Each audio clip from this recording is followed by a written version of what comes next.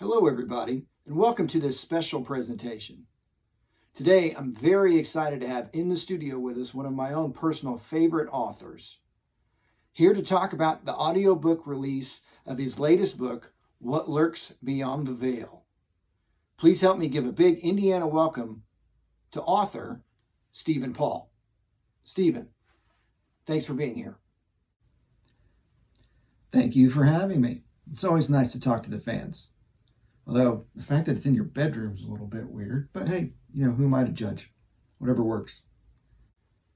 So, Stephen, tell me, what was the inspiration behind What Lurks Beyond the Veil? What was the inspiration behind What Lurks Beyond the Veil? Well, let me tell you. It all started from a dream that I had. That very first scene in the book, where they're on the lake and there's a monster underneath. And then there's this weird woman on the merry-go-round. That's an actual dream that I had that at the time I had no idea what it meant. But I thought it would make an excellent beginning to the story. So that's why I wrote it. And then with a little help from an old female friend, I had to kind of flesh out that female character in the beginning. Met her on farmersonly.com. I was able to kind of wield the story, I guess, around that, so to speak. And the strangest thing is, like, even after I've written the story, I still don't know what the hell that dream means. Do you mean to suggest that you specifically wanted the viewpoint of someone from farmersonly.com? Well, no. It's just that this is the only shirt I had cleaned that day. How would you describe the overall tone of the book? Tone? You want to ask me about tone? Let me tell you something, good sir. I have been tone deaf since the day I was born. I ask either of my daughters, they'll tell you I'm as tone deaf as any inanimate object in this room right now. Tone? Dare talk to me about tone? You want to know what the tone of this story is? It's a horror story, mixed with comedy. There's nothing funnier than good horror, and there's certainly nothing more horrifying than bad comedy. Tone? That's your tone, good sir. How did you choose the locations and scenery in this story? Yes, well, you see, the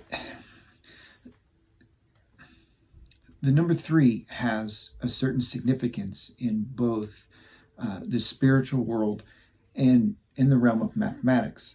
So in creating the scenery for the book, what we wanted to do was mesh the two together with the supernatural and the paranormal and the mathematics in these triangles of 3, because triangles are beautiful and they have a certain mathematical symmetry to them that's unique to the spiritual and the mathematical world. So when we chose locations for the book, and when I say we, I mean me, when I chose locations for the book, it was all about keeping geographical locations together so they could form neat little triangles, and then that we could incorporate that into the larger scope of the story as the plot thickens, as you will, as the sinister plans of the villain are slowly revealed. We start to see why these triangles become so important.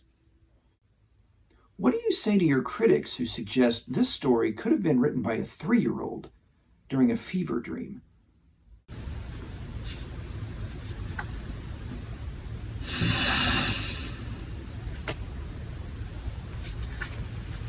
I mean, come on, Stephen.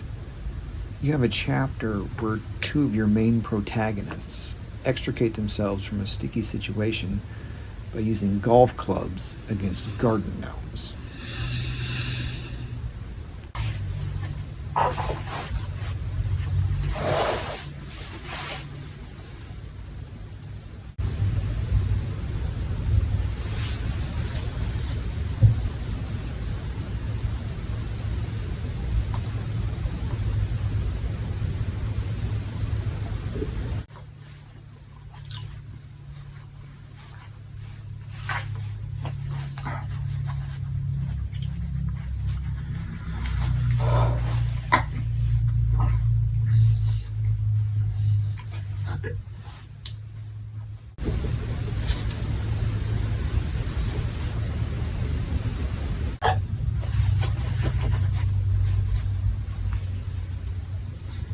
Who said that?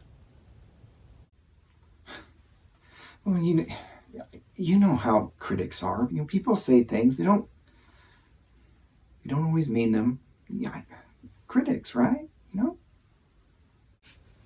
No. Who specifically said that?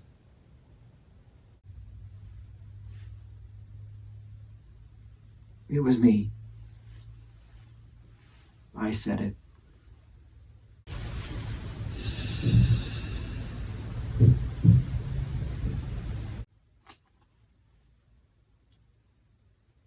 Okay. At what point during the writing process did you start to realize that you might have a hit on your hands?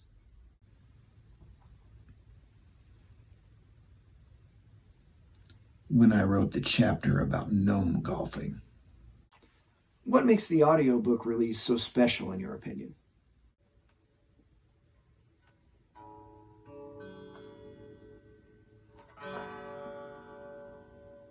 I think what makes the release of this audiobook so special is that it opens it up to a wider audience.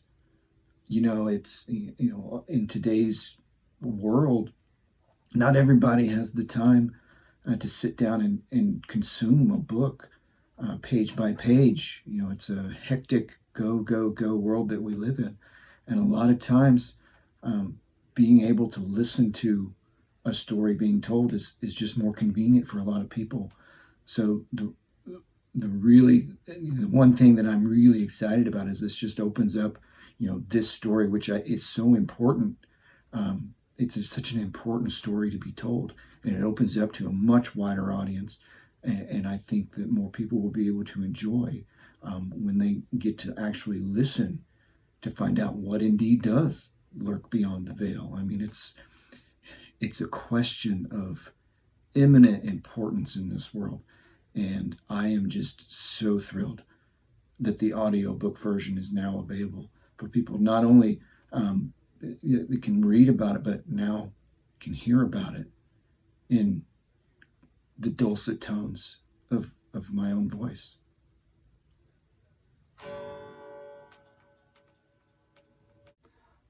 Are there any secret or hidden gems that readers or listeners should be on the lookout for?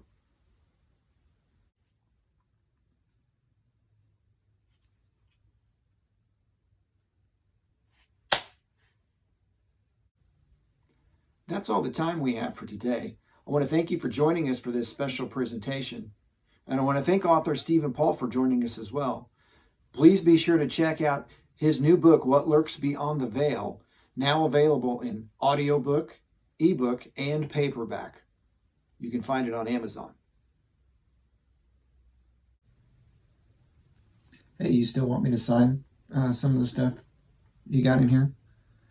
Current market research shows that my signature only lowers the value a little bit on these things now. It's come up somewhat. Just don't ask me to sign your lightsaber again. It was a little weird.